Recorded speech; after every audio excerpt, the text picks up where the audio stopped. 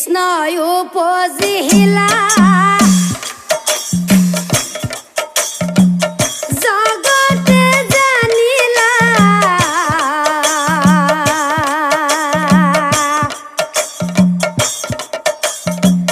ধুয়াইবা না পালো পানি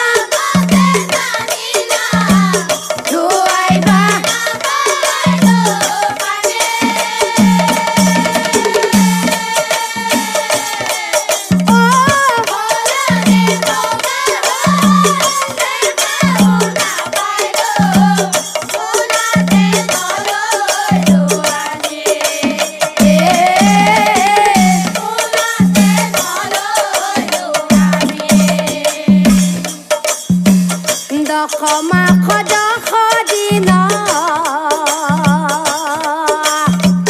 হসি মহাভাই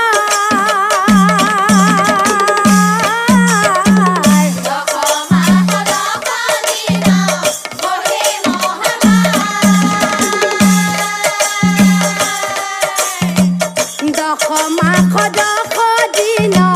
হসি মহাভাই ক্ষমা খোদা খদিনা হসি মহাভাই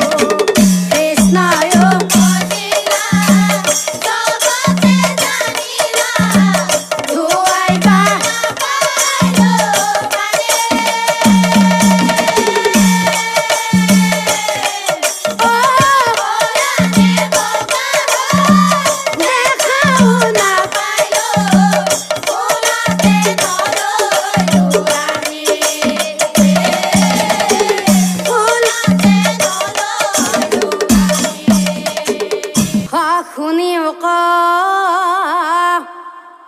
সভাসদ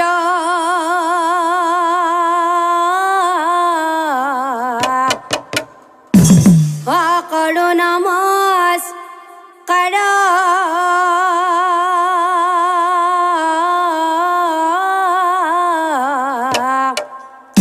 হে মহাভাৰতৰ পদ কৰিব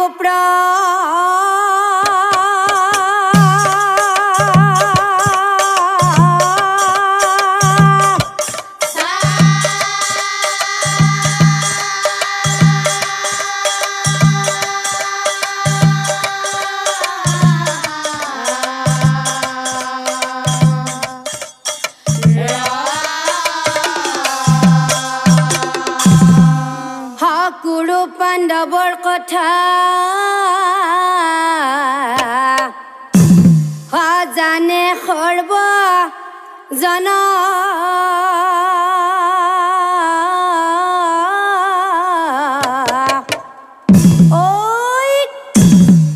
ভায়ে ভায়ে যুদ্ধ কৰে ৰাইজৰ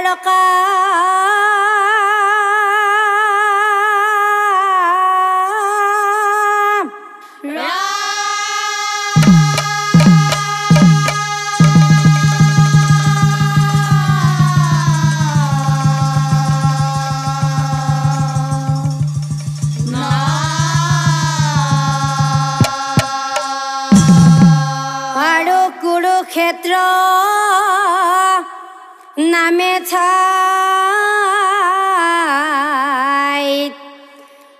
হৈলা মহাৰণ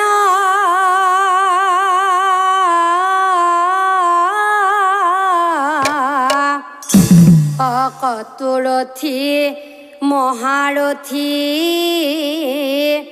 সেই যুদ্ধত তেজিলাজি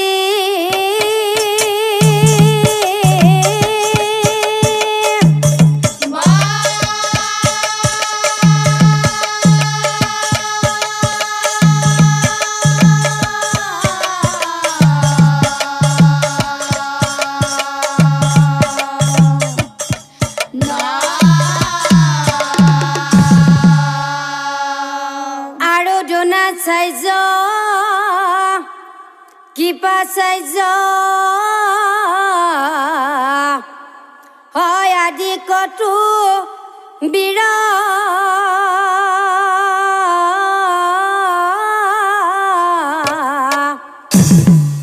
পাণ্ডৱৰ হাতত খবে যায় যম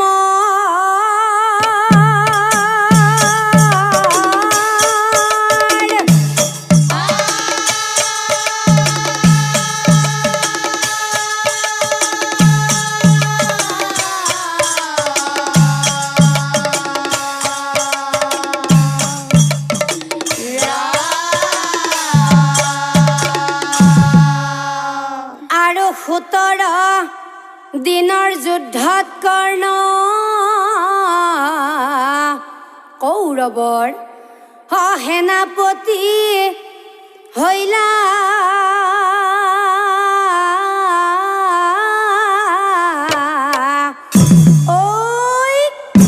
হয় অৰ্জুনৰ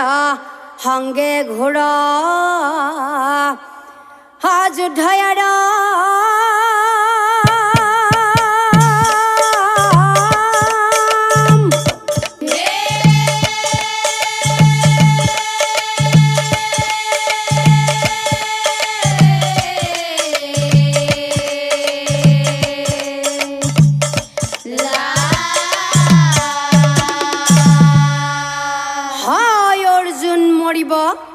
নহয় কৰ্ণ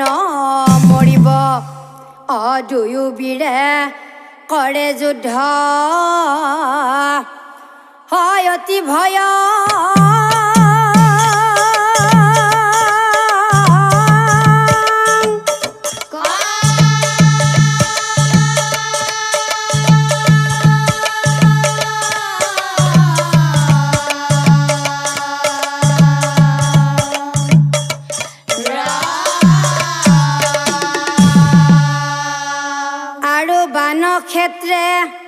দখো দিখ কম্পে ঠড়া ঠড়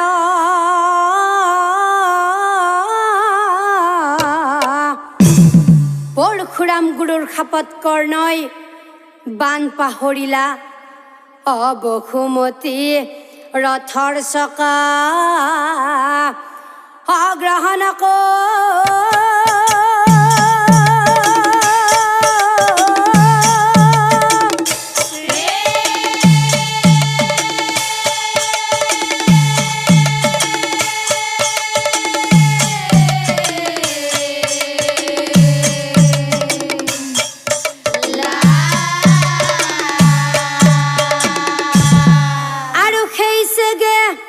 অৰ্জুনে হৰ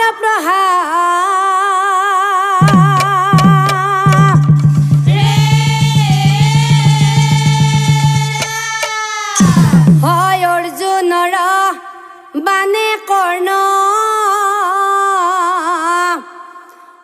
ধাৰাসাৰী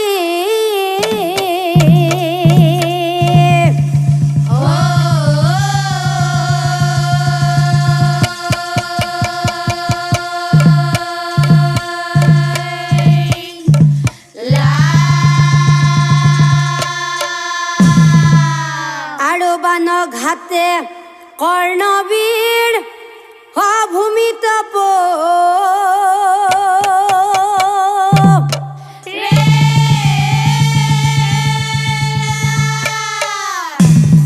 এক মনে প্ৰভু কৃষ্ণ স্তুতিয়াৰ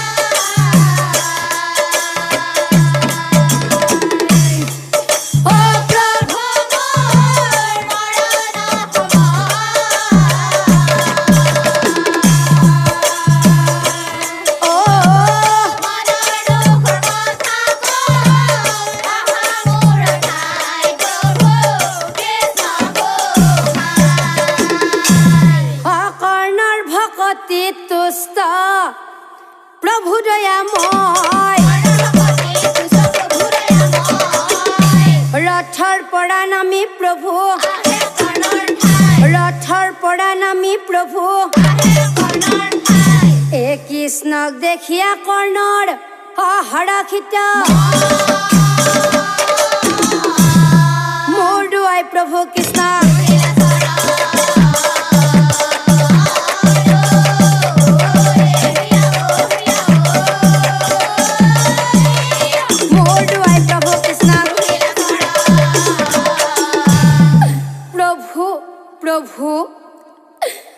প্ৰভু কোৱা প্ৰভু মোৰ জননী কুন্তি দেৱীয়ে তেওঁৰ বিয়াৰ আগতেই মোক জন্ম দিলে সূৰ্যৰ সংগত আৰু প্ৰভু লোকনিন্দাৰ ভয়ত এটি পাচিত ভৰাই মোক মোৰ মাতৃয়ে নদীত উটুৱাই দিয়ে কি নিদাৰুণী আছিল মোৰ জননী এতিয়া বুট শিশুৰ মুখলৈ এবাৰো নাচালে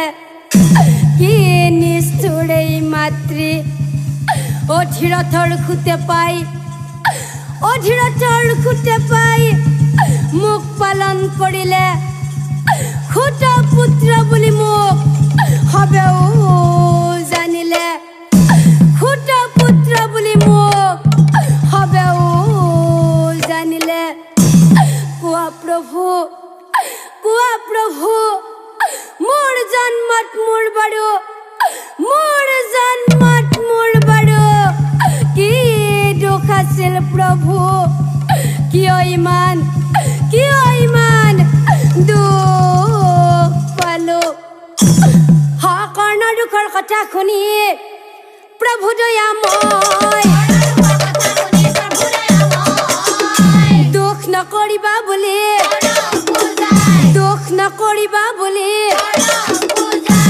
হে কৰ্ণ তুমি জন্মতেই দুখ পাইছা মই জানিলো কিন্তু কৰ্ণ মই তোমাতকৈ বেছি দুখ পাইছো মোৰ জন্মত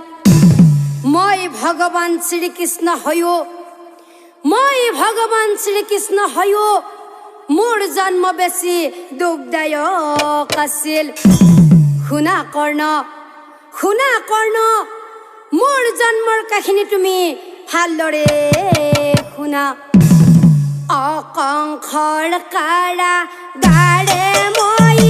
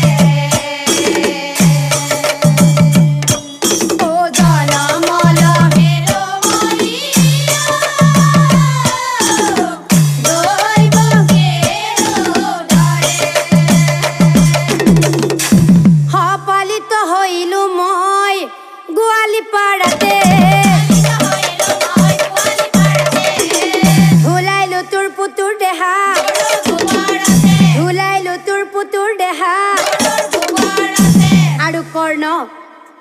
5 বছৰ বয়সলৈকে হেনো 5 বছৰ বয়সলৈকে হেনো বহু ল'ৰা ছোৱালীয়ে মাতৃৰ দুগ্ধ খায়েই থাকে। তেনে বয়সত মই ভালকৈ খোজ কাঢ়িব পৰা হোৱাই নাই। 5 বছৰতে মই সৰু গৰু চাৰিয়ে ৰ'দে বৰষুণে মোৰ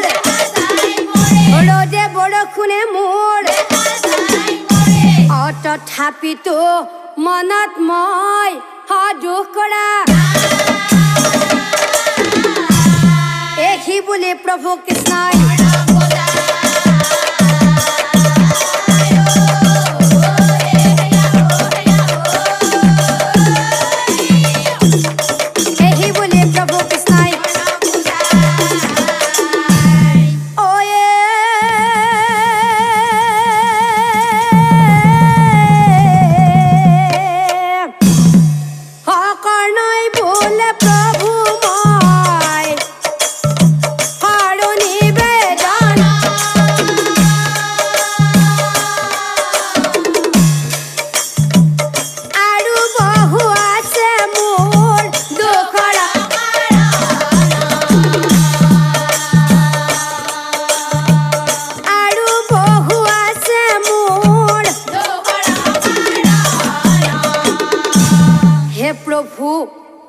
হে প্ৰভু মোৰ যেতিয়া বিদ্যা শিক্ষা লোৱাৰ বয়স এদিন মই বিদ্যা শিক্ষা গ্ৰহণ কৰোঁ বুলি গুৰু দ্ৰোণাচাৰ্যৰ ওচৰলৈ গৈছিলোঁ। চলি যায় কৰ্ণবীৰ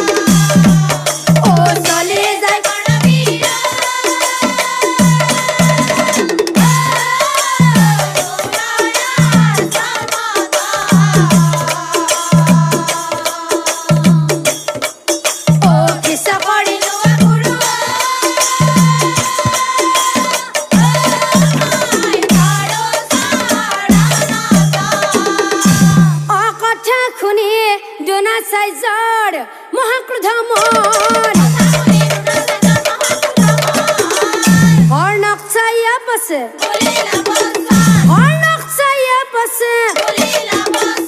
কি খুট পুত কৰ্ণ নাই নাই নাই নাই নিজ জাতিক শিক্ষা ক্ষেত্ৰীয় শিক্ষা দিয়া মোৰ জীৱনৰ ধৰ্ম নিজ জাতিক শিক্ষা দিয়ে নকৰো কুকৰ্ম নিজ জাতিক শিক্ষা দিয়ে নকৰো কুকৰ্ম কৰ্ম ওলাই যোৱা ঐ ওলাই যোৱা হয় আহি বুলি গুৰুই মোক নানা নিন্দা কৰে আশ্ৰমৰ পৰা মোক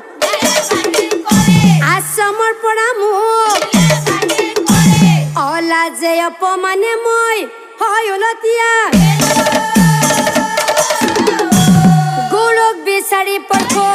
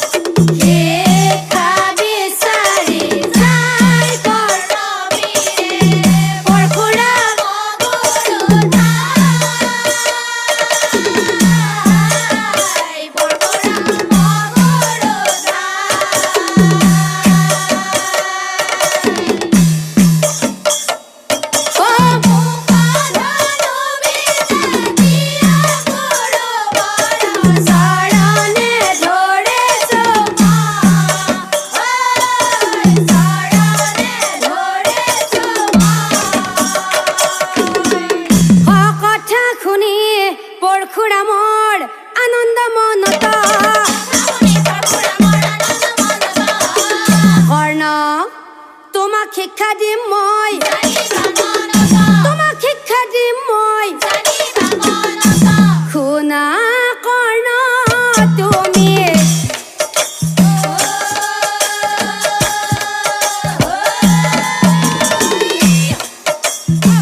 শুনা কওঁ মই তোমাক প্ৰিয় কিছা কৰিল মই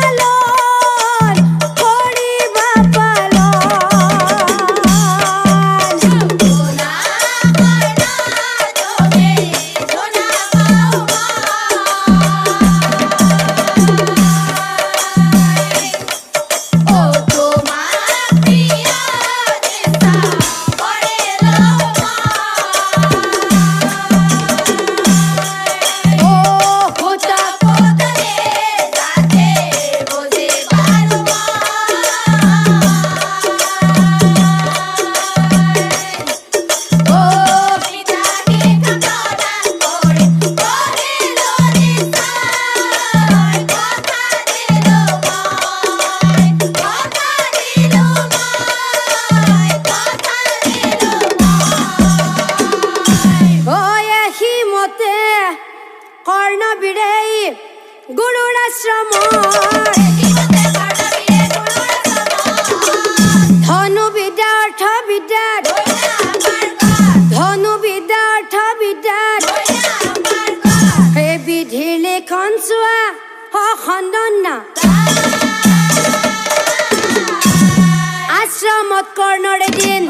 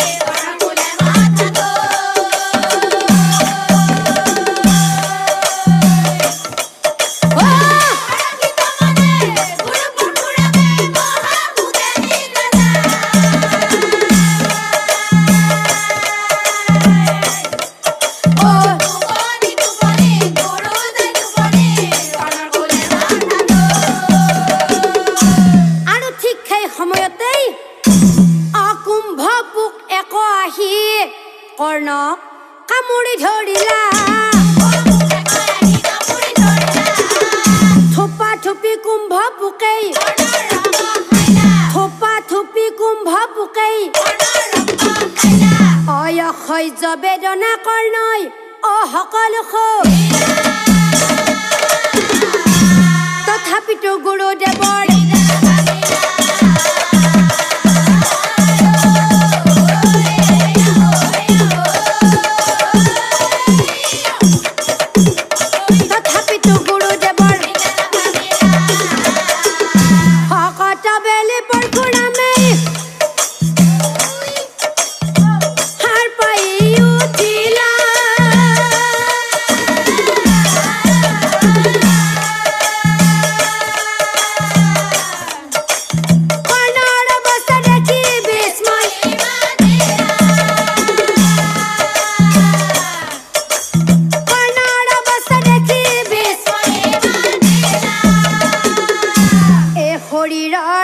ৰক্ত কৰ্ণৰ ভূমিত আছে ইমান যন্ত্ৰণা কৰ্ণই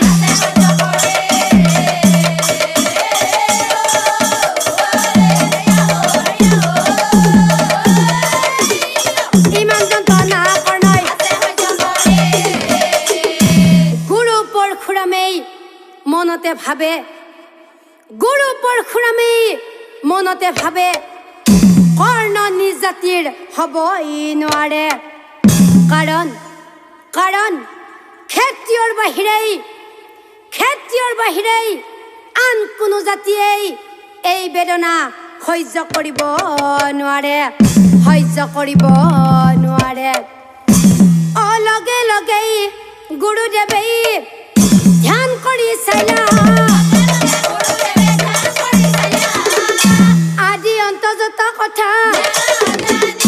আদি অন্তৰ্গত কথা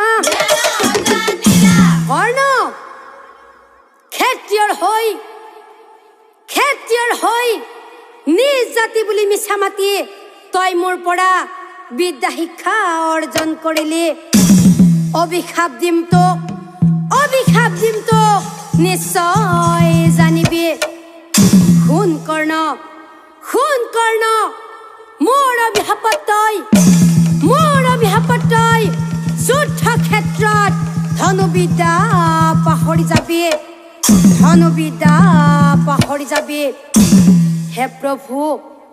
হে প্ৰভু আৰু এদিন মই ধনুবিদ্যা অনুশীলন কৰি থাকোঁতেই কেনেবাকৈ এটি সৰু ডমৰাৰ পোৱালি মোৰ ধনুকাৰত লাগি বধ হৈছিল আৰু তেতিয়া সেই গৰুৰ গৰাকীয়ে মোক অভিশাপ দিছিল যে ৰণভূমিত ৰথৰ চকা বসুমতীয়েই গ্ৰাস কৰিব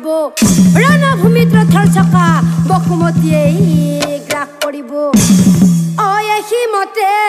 আছো মই অভিশাপ পাই সেই খাপে আজি মোৰ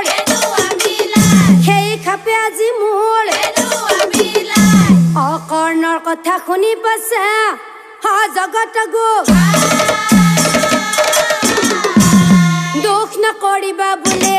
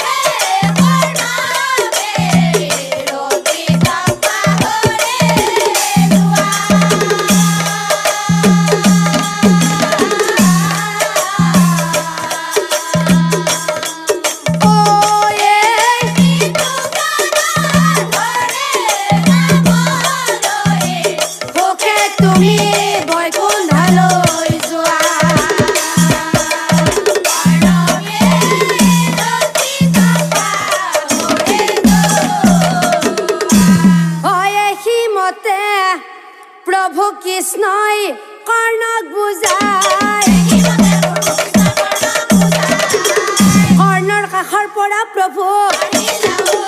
কৰ্ণৰ কাষৰ পৰা প্ৰভু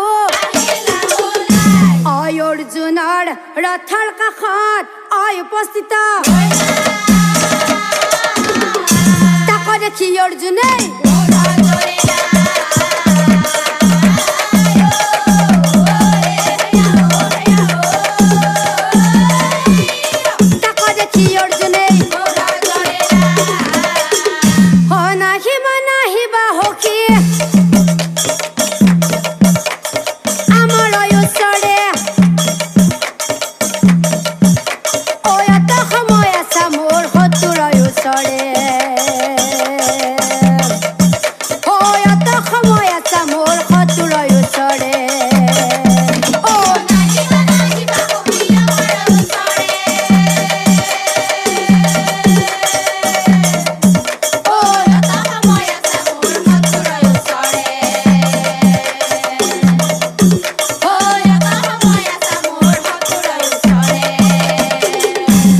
ধৰ্ম জ্ঞান দিলে কৰ্ণৰ কাণৰ কাষে যায় ধৰ্ম জ্ঞান দিলে কৰ্ণৰ কাণৰ কাষে যায় নীতি জ্ঞান দিলে কৰ্ণক তুমি ফুচফুচাই আচল চৰিত্ৰ তোমাৰ বুজি পালো মই তোমাৰ চৰিত্ৰ কি মুঠেই ভাল নহয়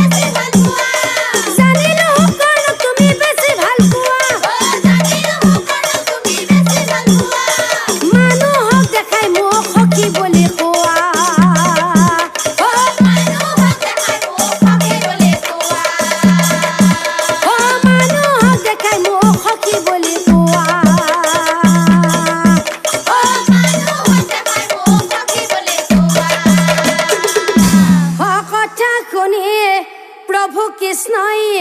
হামি শিকাই অৰ্জুনক চাই পাছে অৰ্জুনক চাই পাছে হে পাৰ্থ তুমি যিজন কৰ্ণক শত্ৰু বুলি কৈছা তুমি হয়তো বুজিয়েই পোৱা নাই কৰ্ণ কিমান জ্ঞানী এই যে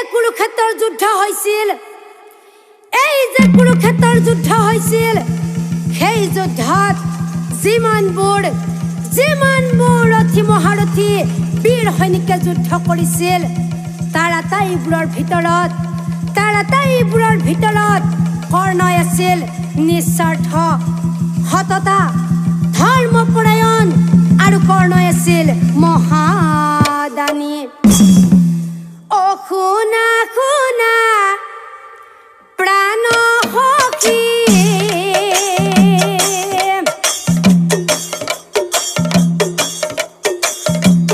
বীৰ ধনঞ্জয়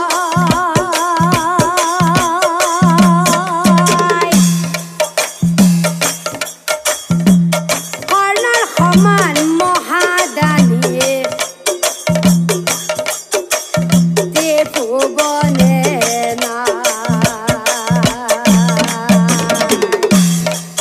কৰ্ণৰ সমান মহাদানী ভুৱনে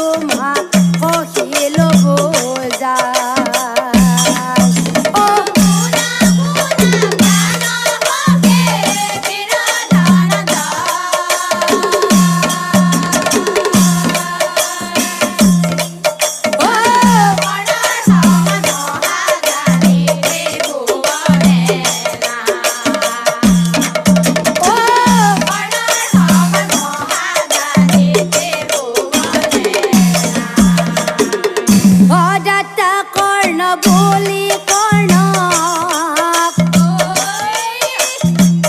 দাতা কৰ্ণ বুলি কৰ্ণক জানে সৰ্বজন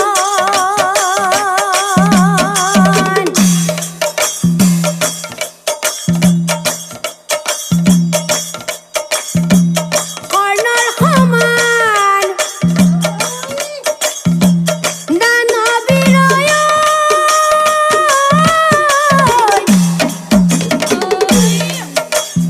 আছে কোনো জানা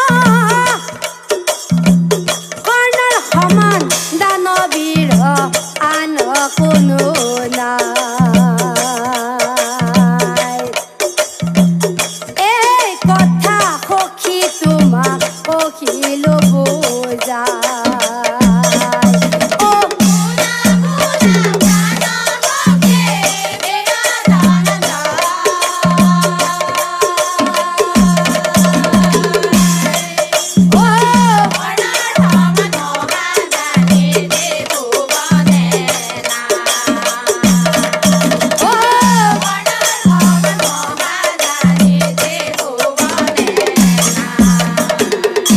অসত্যবাদী নিষ্ঠাবান ন্যায়পৰায়ণ কুৰুক্ষেত্ৰৰ যুদ্ধত নাই কুৰুক্ষেত্ৰৰ যুদ্ধত নাই এই কথা শুনি অৰ্জুনৰ খং উঠিল মোৰ আগত এনে কথা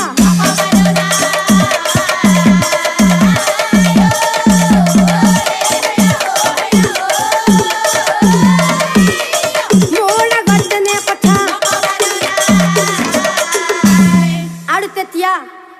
আৰু তেতিয়া প্ৰভু কৃষ্ণই অৰ্জুনক চাই কৈছিল সখী সখী কৰ্ণক দানী আৰু জ্ঞানী বুলি কোৱাত তোমাৰ সহ্য হোৱা নাই নহয় নেদেখিলে হয়তো তুমি বিশ্বাস নকৰিবা গতিকে এই ৰণভূমিত প্ৰমাণ কৰি দেখুৱাম ৰথৰ ওপৰত থাকি তুমি কৰা নিৰীক্ষণ কৰ্ণ কিমান দানী লোক তোমাক দেখুৱাম প্ৰমাণ আৰু লগেই প্ৰভু কৃষ্ণ এজন ভিক্ষাৰী হইলা আৰু ভিক্ষাৰী বেশেৰে প্ৰভু গমন কৰিলা অভিক্ষাৰী বেশেৰে প্ৰভু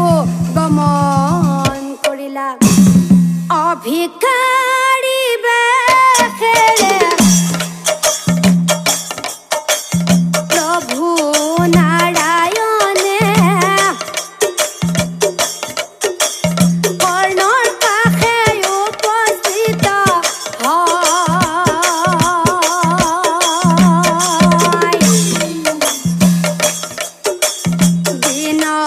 দিন মাগি ভিক্ষা মই পোৱা নাই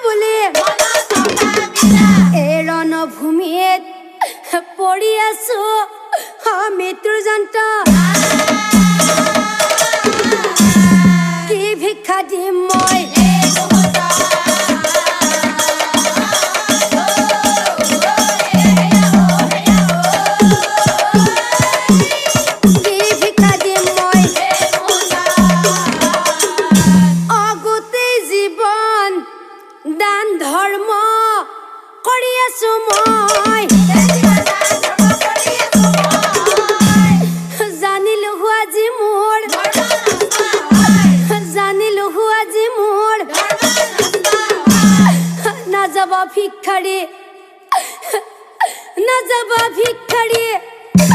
তুমিও ভতি না যাবা কাৰণ কাৰণ এই কৰ্ণই কোনোদিনেই ভিক্ষাৰীক খুজা হাতে পঠিওৱা নাই গতিকে গতিকে না যাবা ভিক্ষাৰী তুমিও ভতি না যাবা ও না যাবা না যাবা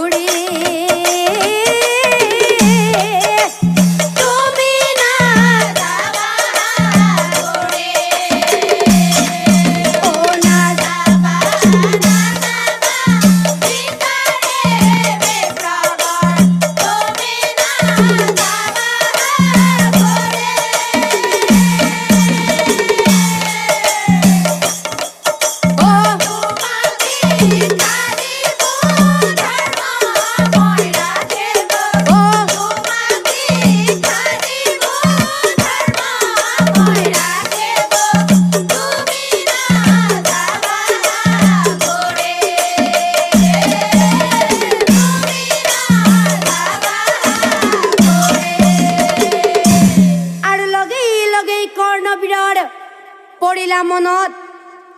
সোণৰ দাঁত এটা আছে কৰ্ণৰ মুখত সোণৰ দাঁত এটা আছে কৰ্ণৰ মুখত লগে লগে কৰ্ণবীৰৰ পৰিলা মনত হে ভিক্ষাৰী বিপ্ৰবৰ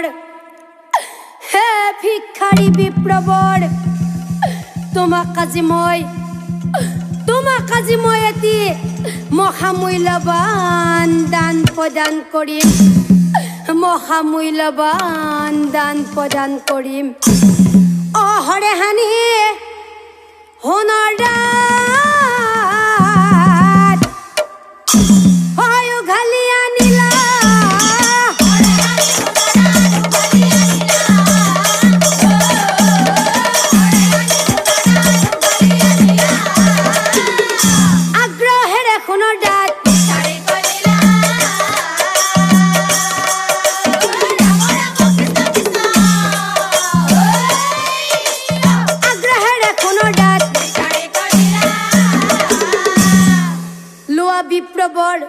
লোৱা বিপ্ৰবৰ এয়াই কৰ্ণৰ জীৱনৰ শেষ দান এয়াই কৰ্ণৰ জীৱনৰ শেষ দান এয়া মোৰ শেষ দান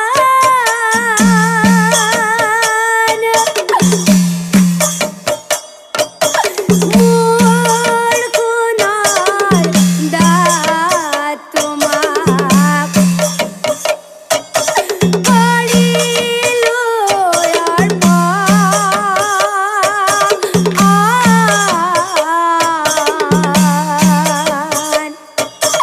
কৰিলো অৰ্পণ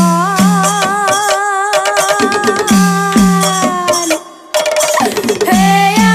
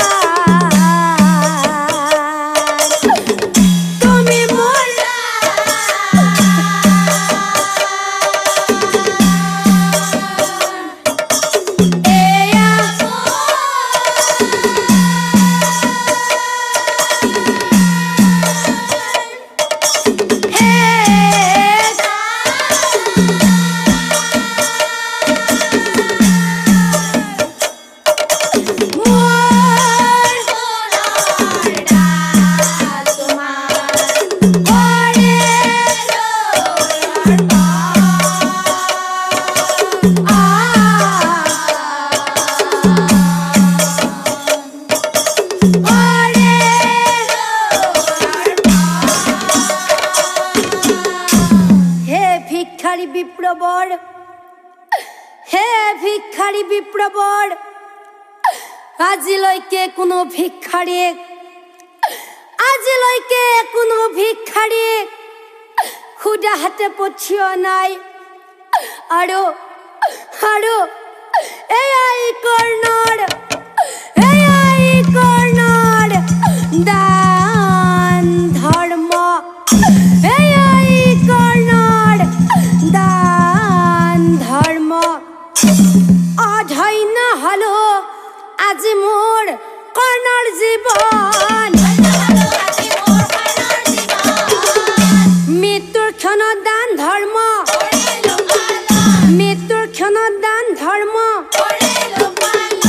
হে ভিক্ষাৰী বিপ্ৰবৰ এয়াই কৰ্ণৰ জীৱনৰ শেষ দান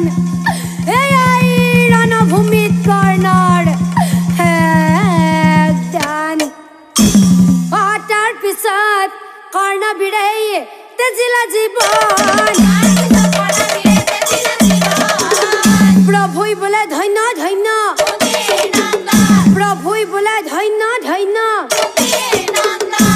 ৰথৰ পৰা অৰ্জুনেই অহব আছে কৰ্ণৰ কাণ্ড দেখি বিস্ময়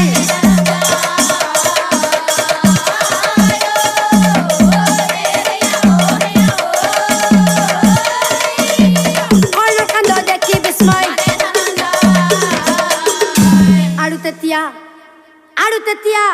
প্ৰভু কৃষ্ণই অৰ্জুনক চাই কৈছিল, সখী দেখিলা সখী, কৰ্ণ কিমান দানী আৰু জ্ঞানী। তাৰ মূলতেই কৰ্ণৰ জন্মৰ বিৱৰণ কওঁ শুনা।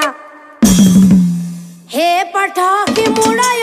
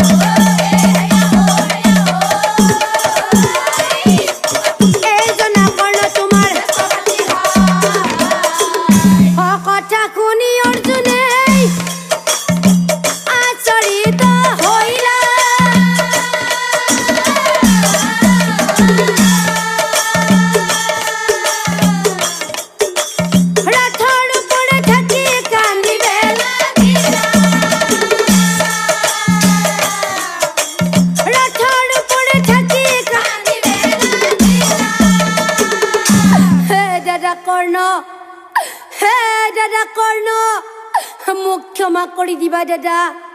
মোক ক্ষমা কৰি দিবা দাদা। পৰিচয়বিহীনভাৱেই মই তোমাক বধ কৰিলো। সেয়াই মই মহাপাপ কৰিলো। সেয়াই মই মহাপাপ কৰিলো। কি কৰিলো